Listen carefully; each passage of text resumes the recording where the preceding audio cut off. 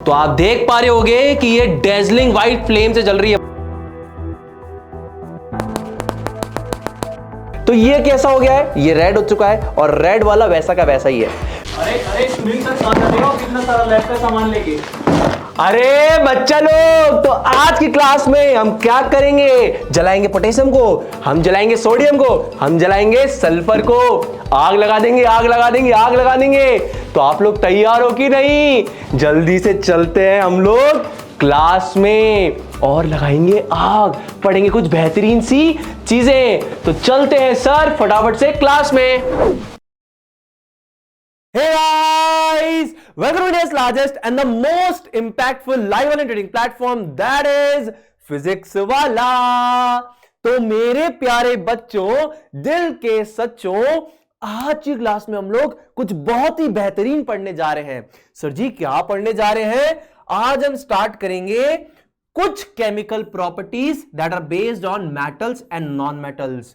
तो क्या सर हम लोग सिर्फ पढ़ेंगे? नहीं, हम लोग पढ़ने के साथ उसको एक्सपेरिमेंटली समझेंगे और हमारे दिमाग में उन सारी चीजों की बहुत क्लियर पिक्चर को लेने वाले हैं प्यारे बच्चों। ठीक है, तैयार है? तैयार है? हाँ जी सर, बिल्कुल तैयार है। तो क्या पढ़ेंगे? सबसे पहले करेंगे चर्चा on the reaction of metals with oxygen and water. बहुत बढ़िया, पानी पानी पानी, और वो पीडब्ल्यू की दीवानी। बहुत बढ़िया। So reaction of non metals with oxygen and water, इसके बाद इसकी चर्चा को हम लोग करने वाले हैं। ठीक है, ठीक है। तो इस चर्चा को चालू करने से पहले एक बहुत ही बेसिक सा सवाल जो आपने प्रीवियस ग्रेड्स में पढ़ा हुआ है, क्या होगा जब मेटल्स रिएक्ट करेंगे ऑक्सीजन के साथ? सोचिए, क्या होगा जब मेटल्स रिएक्ट करेंगे ऑक्सीजन के साथ? तो बच्चा लोग, मेटल्स जब रिएक्ट करेंगे ऑक्सीजन के साथ तो बनेगा आपका क्या? बनेगा आपका मेटल का ऑक्साइड। ठीक है, क्या बनेगा? आपका बनेगा मेटल का ऑक्साइड। ठीक है, अब ये आपने पढ़ा होगा जब मैग्नीशियम रिबन की बर्निंग प्रीवियस ग्रेड में पढ़ी तो बोला था मेटल ऑक्साइड। लेकिन अगर कुछ बच्चे भूल गए हैं तो इसको अपन डिटेल में फिर से स्टार्ट करते हैं with this topic, that is reaction of metals with oxygen and water. चालू करो सर, चालू करो, मजा आएगा, बहुत मजा आएगा, बहुत मजा आएगा। तो सबसे पहले रिएक्शन विद ऑक्सीजन की करते हैं चर्चा। क्या होगा? तो अगर आपका मेटल इंटरैक्ट करता है ऑक्सीजन के साथ तो वो क्या बनाता है? वो बनाता है मेटल का ऑक्साइड। क्या बनाता है? मेटल का ऑक्साइड। अब सर मेटल्स क्या होते हैं, एक बार हल्का सा ब्रीफ इंट्रोडक्शन दे दीजिए। बेटा, मेटल्स ऐसे सब्सटेंसेस हैं जो कि अपने प्योर स्टेट में, है ना, या नेटिव स्टेट में चमकते हैं, मेटालिक लस्टर होता है, वो हार्ड होते हैं, वो डक्टाइल होते हैं, वो मेलिएबल होते हैं, है ना, और वो good thermal and electrical conductors होते हैं, वो सोनोरस होते हैं। ये सारी प्रॉपर्टीज किसकी है? मेटल्स की है। कुछ एग्जांपल्स अगर मैं आपको मेटल्स के दूं तो भाई आपके पास है मैग्नीशियम मेटल, है ना, ये आपका मेटल है जो कॉमनली यूज मेटल्स है। और क्या है बेटा?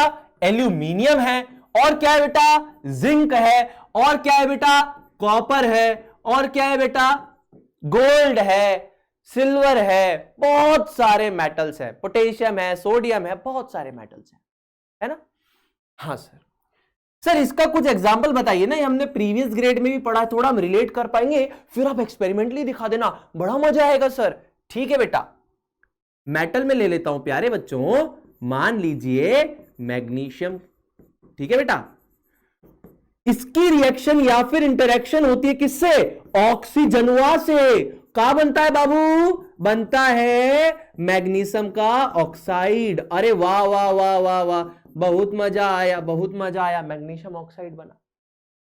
अब ये रिएक्शन मैं कब की लिख रहा हूं? ये जो मैंने नॉर्मल रिएक्शन लिखी है मैग्नीशियम के केस में, ये रिएक्शन कब होती है? ये रिएक्शन जो मैंने यहां पे लिखी, ये रूम टेम्परेचर की रिएक्शन है बेटा। कब की रिएक्शन है? रूम टेम्परेचर, यानी आपका 25 डिग्री सेल्सियस पे ये चीज होती है। 25 डिग्री सेल्सियस पे मैग्नीशियम ऑक्सीजन के साथ इंटरेक्ट करके मैग्नीशियम ऑक्साइड बना लेता है खुद के ऊपर। सर थोड़ा और डिटेल में बताइए, थोड़ा और मजा आएगा, समझिए इस चीज को। जैसे कि मेरे पास यहां पर एक रिबन है, ठीक है, ये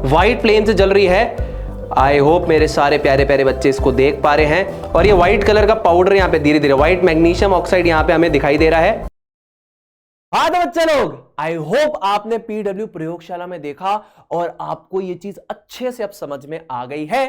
तो अब चलते हैं और जानते हैं कि मेटल्स कैसे रिएक्ट करेंगे हमारे किसके साथ।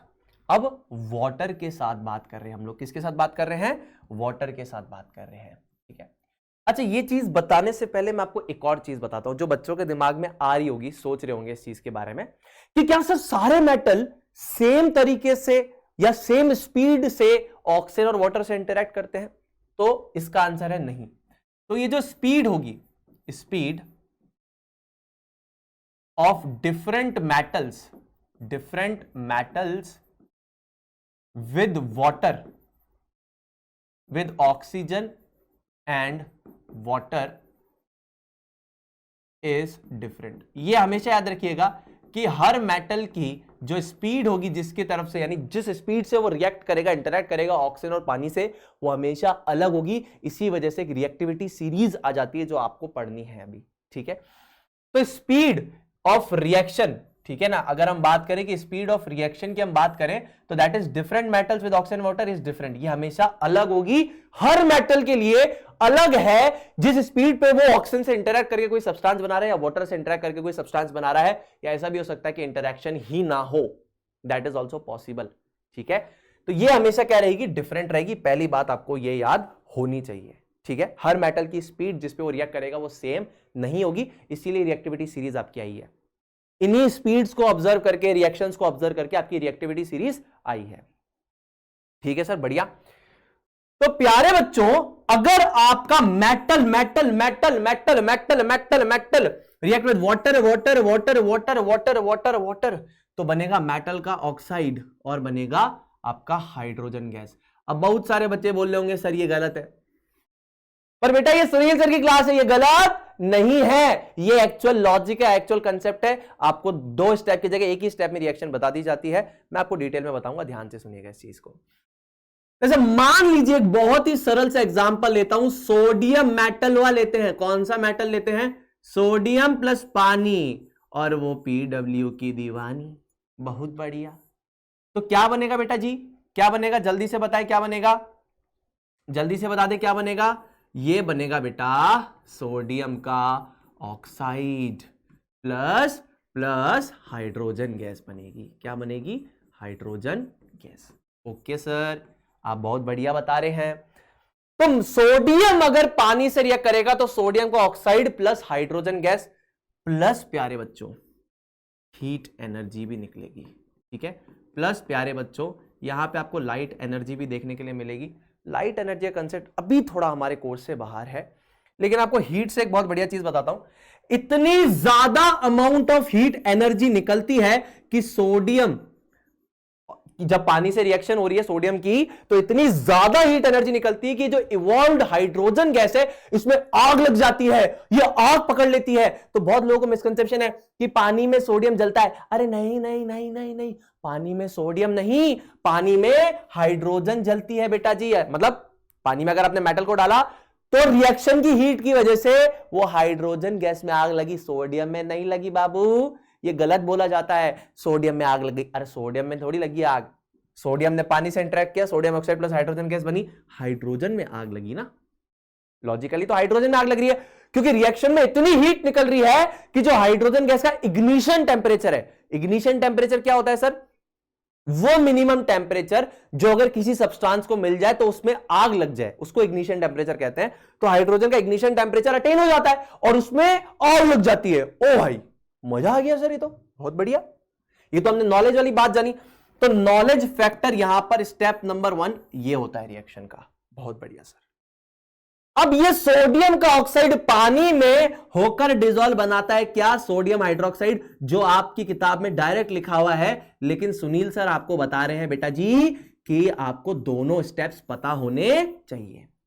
ठीक है, तो सोडियम प्लस पानी will give sodium oxide plus hydrogen gas plus heat plus light energy, and इस हीट की वजह से हाइड्रोजन में आग लगेगी, सोडियम ऑक्साइड पानी में डिसॉल्व हो जाता है तो बनाएगा सोडियम का हाइड्रोक्साइड।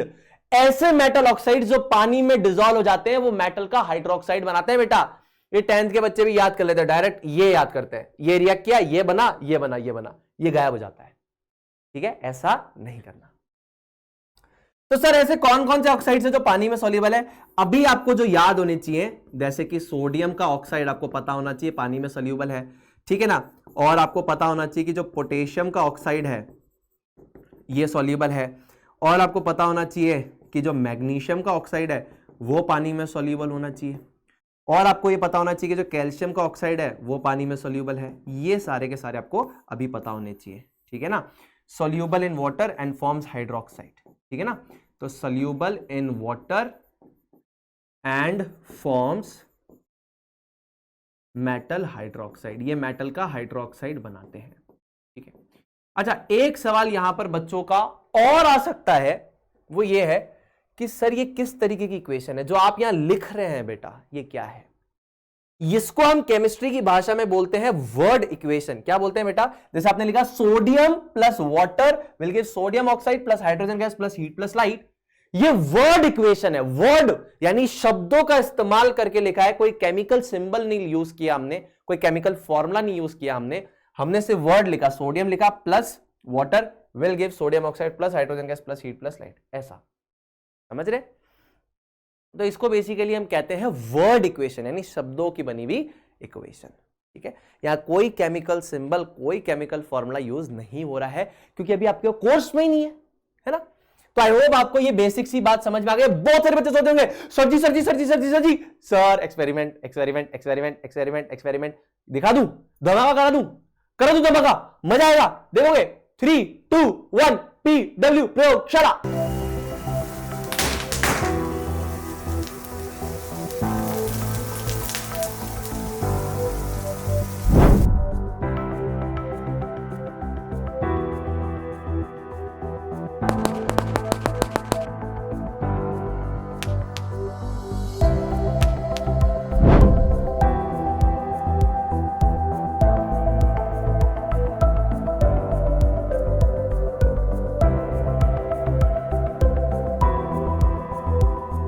हाँ भाई, मजा आया कि नहीं आया? देखा कैसे खतरनाक तरीके से हाइड्रोजन जलती है। और आपने एक चीज और देखी होगी, सर लिटमस पेपर का कलर चेंज हो रहा था, लेकिन आपने तो वो बताया ही नहीं, वो भी रिवाइज कराओ। हमने कक्षा 7वीं में पढ़ा है, हम भूल गए हैं, हम प्यारे नटखट बच्चे हैं आपके। अरे कोई बात नहीं मेरे भाइयों और बहनों, मैं आपको पढ़ाता है, मजा दिलाता है, कोई दिक्कत ना आए। नेचुरल इंडिकेटर के बारे में एक छोटा सा रिकैप, किसके ऊपर? लिटमस भैया के ऊपर। लिटमस भाई हाय। तो बच्चा लोग, न्यूट्रल मीडियम में लिटमस का क्या कलर होता है, या नेचुरल जो उसका कलर होता है उसी को कहते हैं colour in the neutral medium. अब कुछ पढ़े लिखे लोग पर्पल कहते हैं, और ज्यादा पढ़े लिखे लोग क्या कहते हैं? ये कहते हैं, कक्षा 7वीं की एनसीईआरटी कहती है पेल पर्पल, जिसको कहते हैं एग्जैक्टली मॉव कलर। कौन सा कलर? मॉव कलर, है ना। ये कलर होता है न्यूट्रल मीडियम में लिटमस सॉल्यूशन का, लिटमस की डाई का, है ना। ठीक है सर। एसिडिक मीडियम में एकदम लाल हो जाती है, लाल। अगर एसिड मिल जाएगा तो लाल, और अगर बेसिक मीडियम हो जाएगा तो नीला नीला नीला नीला नीला। ये कलर होता है लिटमस का। तो न्यूट्रल मीडियम में तो पर्पल है बेटा, एसिडिक मीडियम में लाल हो जाती है, और बेसिक मीडियम में नीली कलर शो करती है। यानी अगर आपने लिटमस सॉल्यूशन लिया तो न्यूट्रल में पर्पल है, आप उसमें एसिडिक चीज डालो या किसी एसिड में उसको इंट्रोड्यूस कराओ तो लाल हो जाएगी। सिमिलरली बेसिक में नीली हो जाएगी, है ना। अब आपका जो सवाल होगा वो दिमाग में कूद रहा होगा, तो सर आपके हाथ में तो पेपर था, पेपर के ऊपर तो क्या था, वो पेपर कैसे बना? ये तो आपने सॉल्यूशन बताया कि ये तो लिक्विड फॉर्म में होंगे, वो तो पेपर था। हां बेटा, देखो क्या होता है इसमें। Dip a paper and keep it to dry. मतलब एक पेपर को डाल के इसको सूखने के लिए अगर आप रखेंगे तो क्या होगा? सिमिलरली इसके अंदर एक पेपर को रख के सूखने के लिए रखेंगे तो क्या होगा? ये रिस्पेक्टिवली दो चीजें बनाएंगे। क्या बनाएगा? एक तो बनाएगा रेड लिटमस पेपर, एक तो बनेगा रेड लिटमस पेपर, और एक बनेगा आपका ब्लू लिटमस पेपर। अरे वाह, शाबाश इंडिया, शाबाश। समझ में आया? तो एक तो बनेगा रेड लिटमस पेपर, एक बनेगा ब्लू लिटमस पेपर। जिंदगी एकदम फन है, मजा आ रहा है सर, कोई दिक्कत नहीं है। तो न्यूट्रल अगर हम बात करें, नेचुरल इंडिकेटर लिटमस है, न्यूट्रल में पर्पल, ठीक है, यानी कलर एग्जैक्टली कलर कौन सा है? पेल पर्पल है, जिसको बोलते हैं मॉव। एसिडिक कैरेक्टर बढ़ा तो रेड, बेसिक बढ़ा तो ब्लू। इसमें पेपर को ऐसे डिप करो और सूखने के लिए रख दो तो ये बन गया रेड लिटमस पेपर। सिमिलरली इसके अंदर ब्लू लिटमस में पेपर को डिप करो, सूखने के लिए रखो, बन गया ब्लू लिटमस पेपर। समझ में आ रहा है सर, कोई दिक्कत नहीं आ रही है? अब एक logical question, neutral litmus paper का कलर क्या होगा? सोचो, इसी में न्यूट्रल लिटमस पेपर का कलर पूछे तो लिटमस पेपर को डिप करो, बाहर निकाल के सुखाने रखो, तो न्यूट्रल लिटमस पेपर का कलर क्या होगा? पर्पल। समझ में आया? हां सर। तो क्या तुम लोग रिलेट कर पा रहे हो कि वहां पर कलर क्यों चेंज हो रहा था? वहां पर कलर क्यों चेंज हो रहा था? वहां पर एक बेसिक सब्सटेंस बन रहा होगा, इसीलिए तो कलर चेंज हो रहा था। वहां पर एक बेसिक सब्सटेंस बन रहा होगा, इसीलिए कलर चेंज हो रहा था ना। क्यों? क्योंकि जो मेटल के ऑक्साइड्स या फिर हाइड्रोक्साइड्स होते हैं प्यारे बच्चों, वो ईदर क्या होते हैं? ईदर एम्फोटेरिक होते हैं। क्या होता है मैं बताऊंगा, टेंशन मत लो। और दूसरा ईदर क्या होते हैं? बेसिक होते हैं। ये तुम्हें पता होना चाहिए। तो उस केस में वहां पर हमारे पास जो मेटल का हाइड्रोक्साइड बन रहा है, जैसे कि अगर सोडियम रिएक्ट करता है वाटर से तो sodium oxide plus hydrogen gas, sodium oxide पानी में डिसॉल्व होकर बना देगा सोडियम हाइड्रोक्साइड। तो सोडियम हाइड्रोक्साइड एक क्या होगा? एक बेसिक सब्सटेंस होगा, तभी तो ये कलर चेंज हो रहा था ना। ये कलर क्या हो गया था? नीला हो गया था ना। उस स्ट्रिप का colour red litmus paper turns to blue, वो नीला हो गया था। क्यों नीला हुआ था? बिकॉज वो सब्सटेंस कैसा था? बेसिक था। वो बता रहा है कि सामने वाला चीज बेसिक है, इसीलिए वो नीला पड़ गया था। क्या तुम्हें बात समझ में आ रही है? आ रही है? तो मेटल के ऑक्साइड जो होते हैं बेटा, उनका दो नेचर होता है। पहला नेचर होता है एम्फोटेरिक और दूसरा होता है बेसिक। अब तुम बोलोगे सर ये आपने क्या बोल दिया, समझ में नहीं आया। कोई दिक्कत नहीं है। देखो बेटा, एम्फ, ध्यान से सुनना ये चीज। एम्फ एक रूट वर्ड है जिसका मतलब होता है बोथ। तो एम्फोटेरिक का मतलब होता है कि ये डुअल नेचर शो करता है। ये एसिड भी होते हैं मेटल के, कुछ ऐसे मेटल के ऑक्साइड्स और हाइड्रोक्साइड्स हैं जो बेसिक भी हैं और एसिडिक भी हैं। मतलब वो बेस के साथ एसिड की तरह रिएक्ट करते हैं, एसिड के साथ बेस की तरह रिएक्ट करते हैं। इनका एक एग्जांपल है, ये 5 ही हैं ऐसे मेटल्स जो हैं एस, ए, बी, पी और जेड। तो ये तो है हमारे पास जिंक, ये है हमारे पास लेड मेटल, ठीक है, ये है हमारे पास बेरिलियम, ठीक है, ये है हमारे पास एल्यूमिनियम, है ना, और ये है हमारे पास टिन, ठीक है। तो प्यारे बच्चों, कुछ मेटल के ऐसे ऑक्साइड्स और हाइड्रोक्साइड्स हैं जो आपके क्या हैं? एम्फोटेरिक हैं। एम्फोटेरिक का मतलब क्या होता है? जैसे कि आपका टिन हो गया, एल्यूमिनियम हो गया, बेरिलियम हो गया, लेड हो गया, जिंक हो गया, इनके जो ऑक्साइड्स और हाइड्रोक्साइड्स होंगे वो दोनों नेचर शो करते हैं। वो एसिडिक भी है और वो बेसिक भी है। मतलब अगर कोई भारी एसिड मिल गया तो बेस बन जाएंगे, कोई भारी बेस मिल गया तो बोलेंगे हम तो एसिड हैं, ऐसे। और जो बाकी हैं वो आपके क्या है? बेसिक हो जाएंगे। बाकी क्या हो जाएंगे? बेसिक। जैसे अभी अपन ने बोला कि सोडियम ऑक्साइड तो बेसिक, मैग्नीशियम ऑक्साइड तो बेसिक, कॉपर ऑक्साइड तो बेसिक, ये सारे बेसिक हो जाएंगे, ठीक है। मैग्नीशियम हाइड्रोक्साइड तो बेसिक, पोटेशियम हाइड्रोक्साइड तो बेसिक, पोटेशियम ऑक्साइड तो बेसिक, ये सारे बेसिक है। ये एम्फोटेरिक है, मतलब डुअल नेचर, ये प्योरली बेसिक बेसिक बेसिक। और इसी वजह से आपका लिटमस पेपर नीला पड़ गया था, जो बता रहा है कि सब्सटेंस जो बना है वो बेसिक है, ठीक है। क्लियर हो रही है यहां तक की चर्चा? किसी को कोई भी दिक्कत नहीं आ रही है? तो बढ़िया बढ़िया बढ़िया, एक करो के साथ मेरे साथ सवाल जो मचाएगा भी बढ़िया सा बवाल। जल्दी से देखेंगे क्वेश्चन को ध्यान से।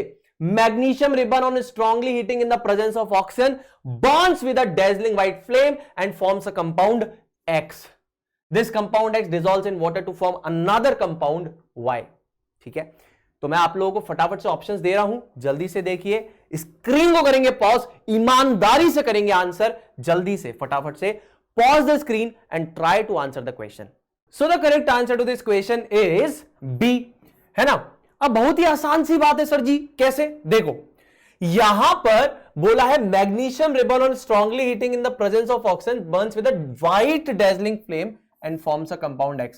अब आपको पता है कि मैग्नीशियम रिबन को ऑक्सीजन की प्रेजेंस में जलाओगे तो मैग्नीशियम का ऑक्साइड बनेगा। बहुत बढ़िया सर जी, मजा आ गया। क्या बनेगा? बनेगा मैग्नीशियम का ऑक्साइड, है ना। अब ये मैग्नीशियम का ऑक्साइड हमारा है पानी में सल्यूबल, राइट सर, मजा आ गया। Dissolves in water to form magnesium hydroxide. बहुत बढ़िया। क्या बना देगा? मैग्नीशियम का हाइड्रोक्साइड बना देगा, जो है वाई। ठीक है, क्या ये बात आपको समझ में आ रही है? तो यहां पर X हो जाएगा मैग्नीशियम ऑक्साइड और Y हो जाएगा मैग्नीशियम का हाइड्रोक्साइड। ठीक है, बहुत बढ़िया बात है, कोई दिक्कत नहीं है सर, हमको समझ में आ रहा है, मजा भी आ रहा है।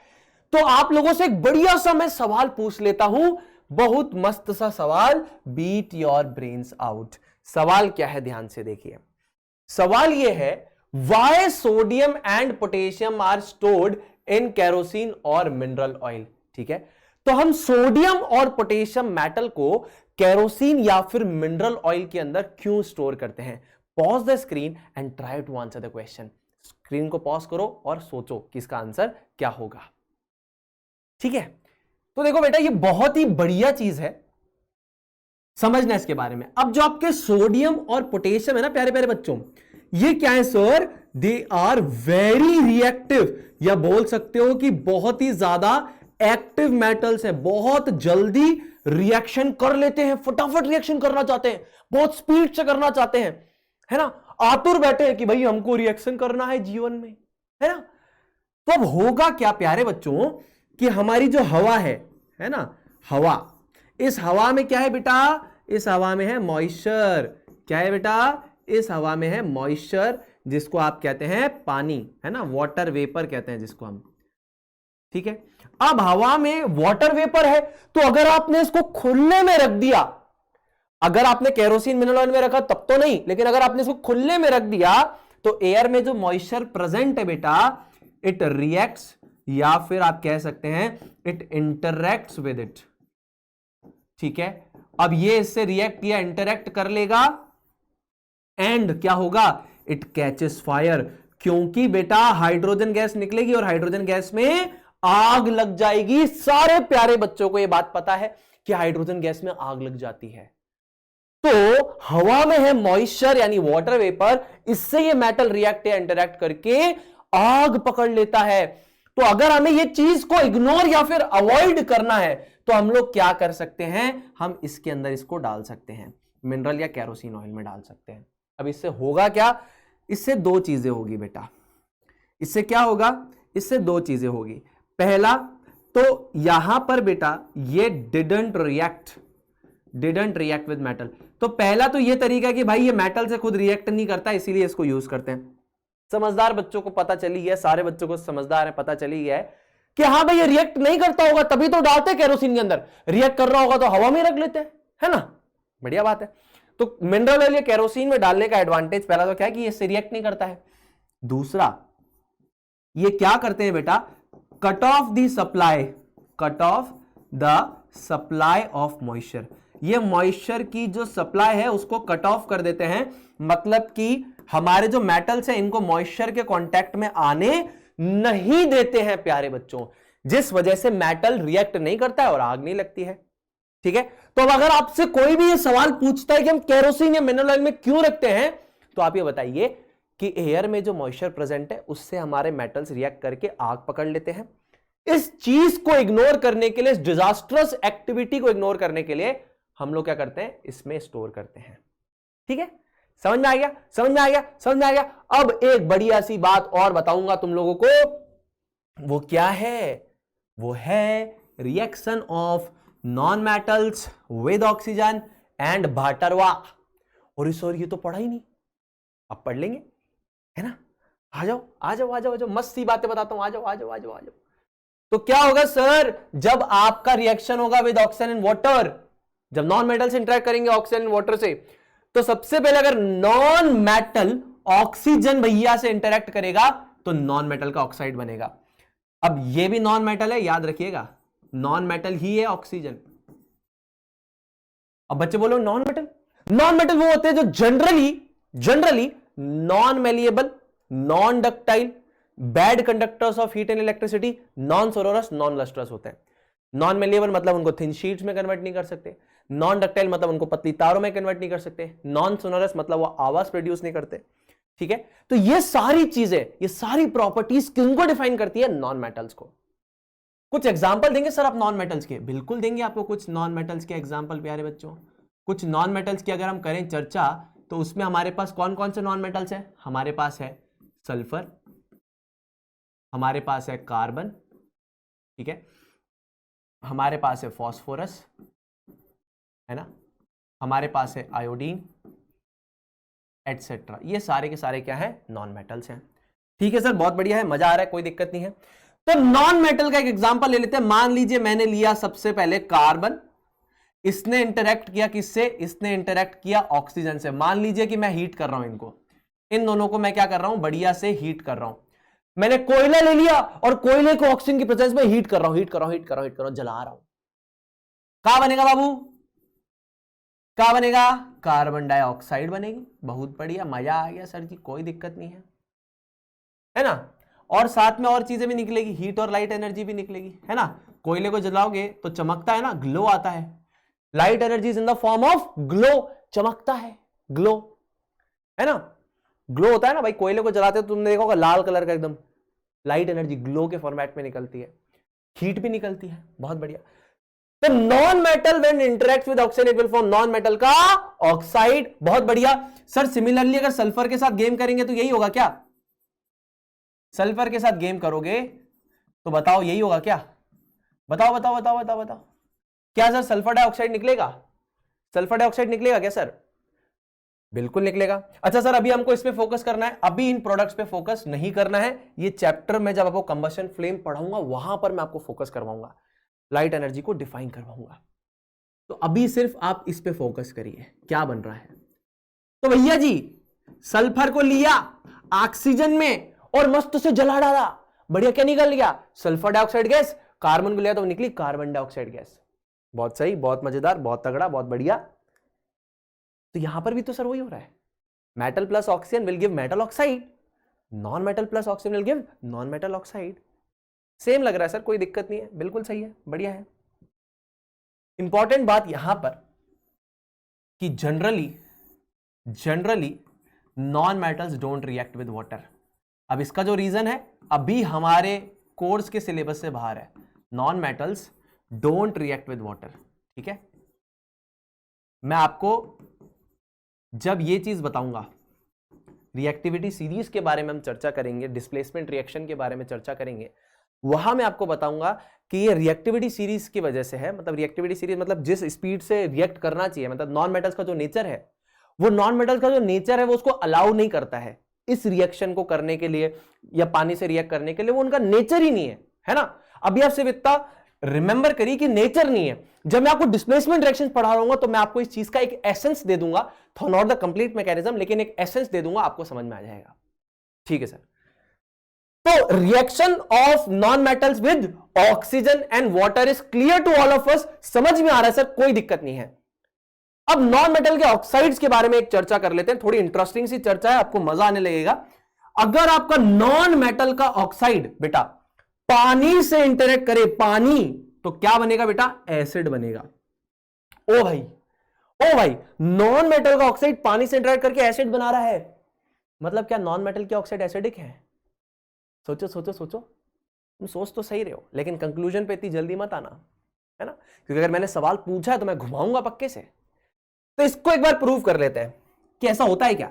तो प्यारे बच्चों, अगर मैं बात करता हूं कि ये जो सल्फर डाइऑक्साइड मान लीजिए ऊपर से निकली है गैस, जो यहां से, इसको अगर मैं वाटर से इंटरेक्ट कराऊं तो ये क्या बनाएगा? ये बनाएगा सल्फ्यूरस एसिड। ठीक है, क्या बनाएगा? सल्फ्यूरस एसिड बनाएगा, जो कि आपका होता है H2SO3, और ये होती है SO2, और ये होता है H2O। ठीक है, क्या ये याद करने फॉर्मूले? ये नहीं याद करने, कोर्स में भी नहीं है, नॉलेज के लिए बताया मैंने। जब मैं कंसेप्ट दूंगा तो आपको अच्छे से समझ में आएगा। अच्छा, कार्बन डाइऑक्साइड प्लस पानी, तो सर जी ये क्या देगा? ये देगा आपका कार्बोनिक एसिड। अरे वाह सर जी, मजा ही आ गया। बहुत बढ़िया, बहुत बढ़िया, H2CO3। ठीक है, ये नॉन मेटल के ऑक्साइड जब पानी से करेंगे इंटरेक्ट तो बनाएंगे एक बहुत बेहतरीन सा एसिड। क्या बनाएंगे? एसिड बना देंगे। ये आपको पता होना चाहिए। ठीक है, मैंने ये लिखा है non metals don't react with water, ये नॉन मेटल के ऑक्साइड्स हैं, कंफ्यूज बिल्कुल भी मत होइएगा। ठीक है, तो यहां पर अगर बच्चे ये चीज बोले कि नॉन मेटल के ऑक्साइड्स एसिडिक ही होते हैं, नॉन मेटल्स के ऑक्साइड एसिडिक होते हैं, that is good. Non metal के ऑक्साइड्स एसिडिक ही होते हैं, ये गलत है। नॉन मेटल के ऑक्साइड्स एसिडिक। ठीक है, तो जैसे कि इसका सबसे पहला एग्जांपल हो सकता है सल्फर डाइऑक्साइड, ये नॉन मेटल का ऑक्साइड है, एसिडिक है, बहुत बढ़िया। दूसरा एग्जांपल की बात करते हैं कार्बन डाइऑक्साइड, ये भी एसिडिक है, बहुत बढ़िया, है ना।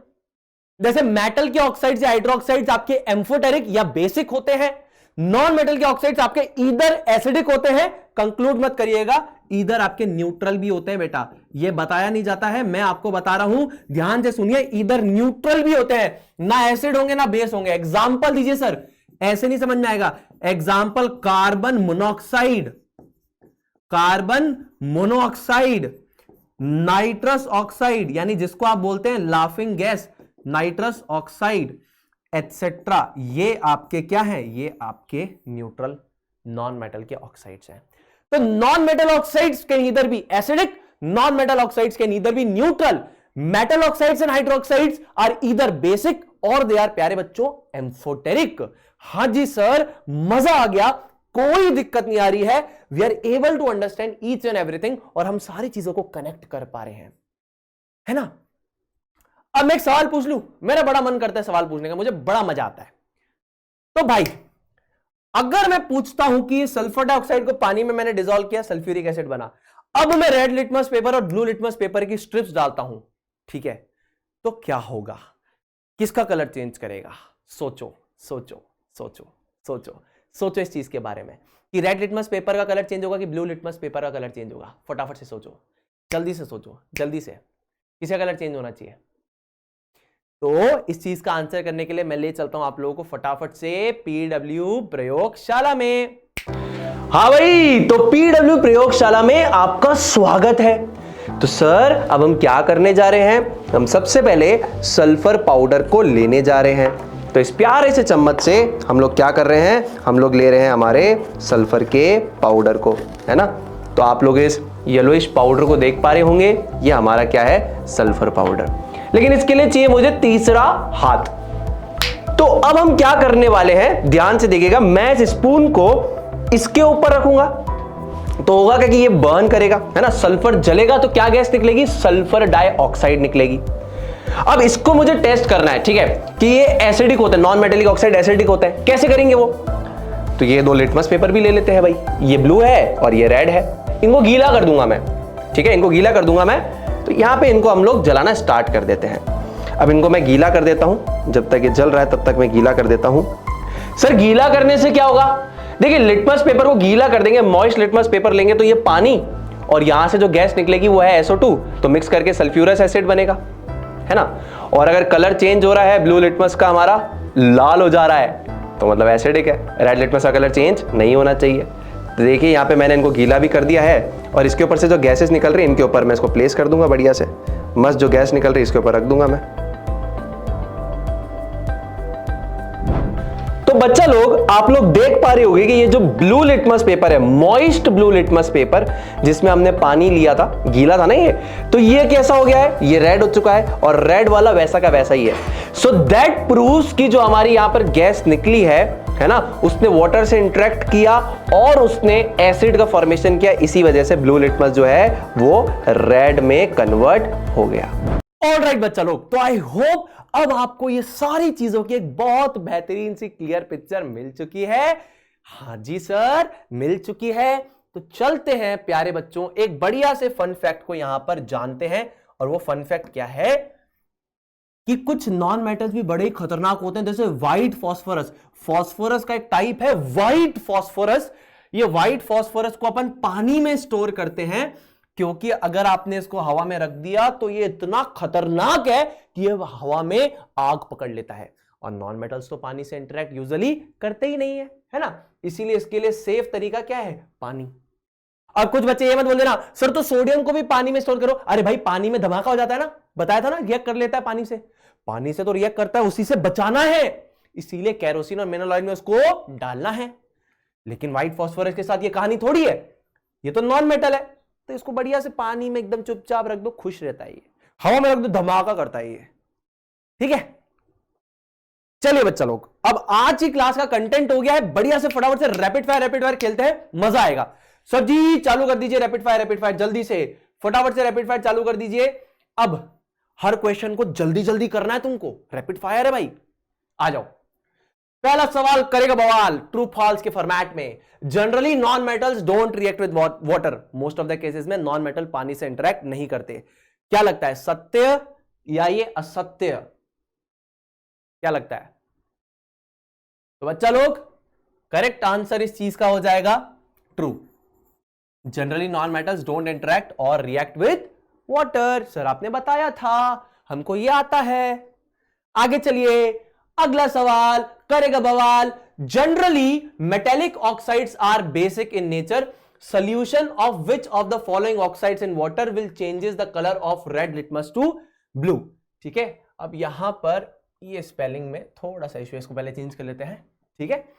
आ जाइए, sulphur dioxide, nitrogen dioxide, carbon dioxide and magnesium oxide, सोचिए इसके बारे में।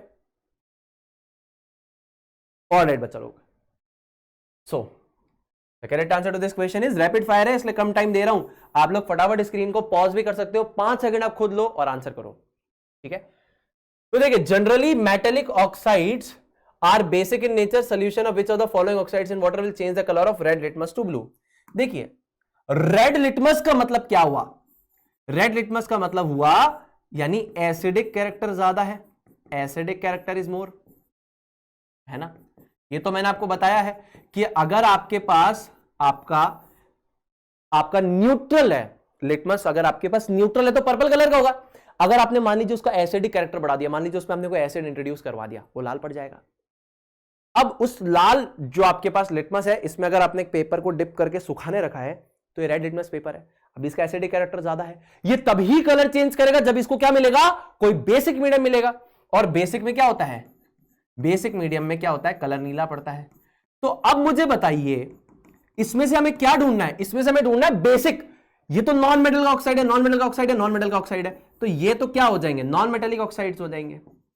और यहां पर ये तीनों नॉन मेटेलिक ऑक्साइड्स कैसे हैं, ये तीनों ही नॉन मेटेलिक ऑक्साइड्स यहां पर हेयर दे आर एसिडिक, यहां पे कोई भी न्यूट्रल नहीं है, ये सारे के सारे तीनों के तीनों बेटा एसिडिक है।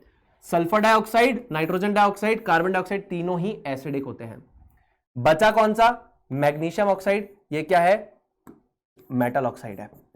तो बच्चा लोग, अरे समझ में आया क्या, मजा फिर आया क्या, समझ में आया, ये मेटल ऑक्साइड मैग्नीशियम ऑक्साइड क्या होगा बाबू, बेसिक। समझ में आ गया सर जी, मजा आ गया, कोई दिक्कत ना है, जिंदगी सेट है। Which of the following non-metals reacts and catches fire on exposure to air? जल्दी आग पकड़ लेता है हवा में, जल्दी बताओ बेटा जी, फास्फोरस, सल्फर, नाइट्रोजन या फिर hydrogen. Pause the screen and try to answer. All right बच्चा लोग, so the correct answer to this question is phosphorus. कौन सा था ये फॉस्फोरस, व्हाइट फास्फोरस था। कौन सा था, व्हाइट फास्फोरस। ओ सर जी, फॉस्फोरस का भी टाइप होते हैं क्या, हाँ, व्हाइट, रेड, येलो, इनमें से ये वाला जो फॉस्फोरस की कैटेगरी है ये आग पकड़ लेती है, इसलिए इसको पानी में स्टोर करते हैं। ठीक है, समझ में आया। क्वेश्चंस प्रैक्टिस की अपन ने, थ्योरी समझी अपन ने, एक्सपेरिमेंट किए अपन ने। आई होप प्यारे बच्चों आपको बहुत मजा आया, आपने बहुत एंजॉय किया एंड आपने बहुत सारी चीजें इस क्लास से सीखी हैं। ठीक है, समझ में आ गया, ठीक है सर, मजा आ गया, ठीक है सर। तो बच्चा लोग बहुत बहुत धन्यवाद आप लोगों का इस क्लास को देखने के लिए। आई होप आपने जितना वक्त यहाँ पे दिया है आपने सारी चीज़ों को सीखा है एंड आई होप कि आगे चल के भी जितना वक्त देंगे आप उसमें मैक्सिमम चीज़ें सीखेंगे।